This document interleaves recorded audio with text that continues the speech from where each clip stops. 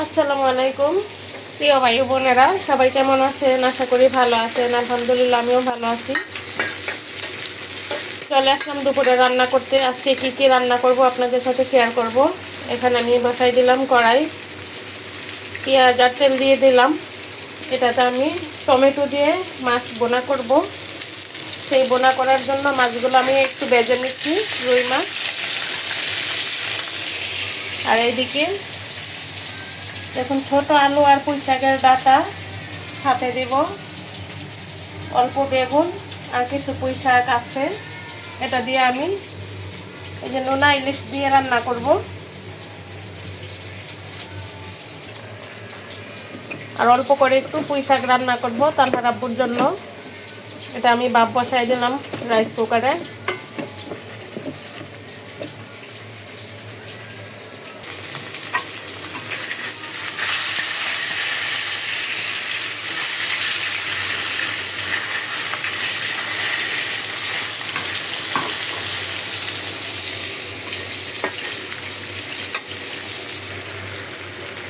মাছ বোনার জন্য দিয়ে দিলাম আমি এখানে বাটা মশলা। এখানে শুধু রসুন বাটা আছে। দিয়ে দিচ্ছি মরিচের গুঁড়া, আর দিয়ে দিচ্ছি অল্প করে হলুদের গুঁড়া, আর পরিমাণ মতো দিব লবণ।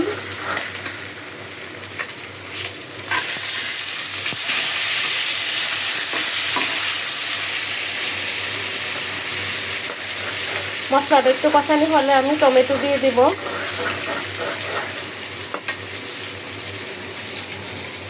একসাথেই কষানো যায়। এখন টমেটোও কষানি হবে, মশলাও কষানি হবে। তারপর একটু পানি দিয়ে আমি মাছ দিয়ে দিব। ভাজা মাছটা নয় আমি বসাই দিতেছি। পুঁই শাকের তরকারিটা দিয়ে দিলাম রসুন বাটা, মরিচের হলুদের গুঁড়া,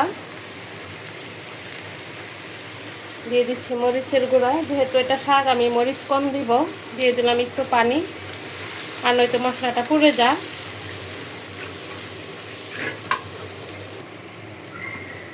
কষানিতেই নোনা ইলিশটা দিয়ে দিলাম। এখন একটু পানি দিয়ে দিব।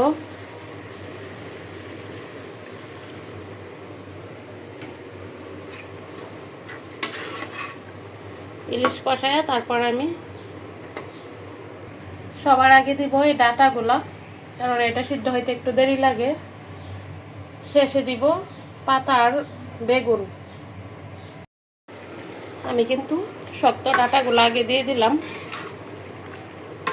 এগুলো একটু কষানি হইলে তারপর আমি বাকিগুলা দিব, আর নয়তো এগুলো সিদ্ধ হবে না। আর এদিকে টমেটোর ঝোলে মাছও দিয়ে দিলাম।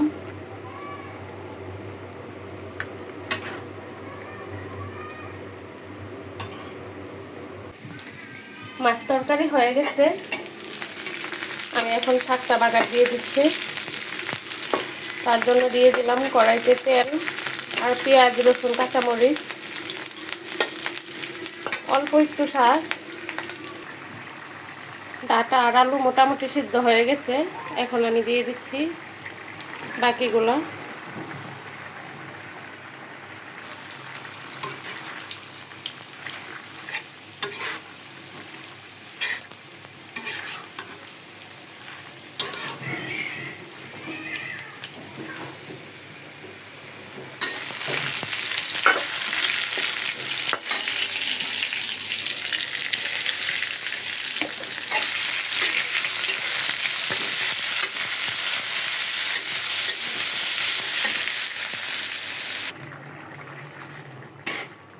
পুঁই শাকের তরকারিও কিন্তু হওয়ার পথে, আর একটু সিদ্ধ হলেই আমি নামিয়ে ফেলবো।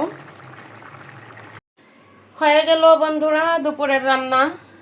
দেখুন, ছোট আলু পুঁই শাক দিয়ে নোনা ইলিশের শুটকির লাড়া, আর এখানে অল্প করে একটু পুঁই শাক রান্না করলাম, আর টমেটো দিয়ে রুই মাছ বোনা করলাম। ভিডিওটা আর বড় করব না, আজকে এই পর্যন্তই। সবাই ভালো থাকবেন। আসসালামু আলাইকুম।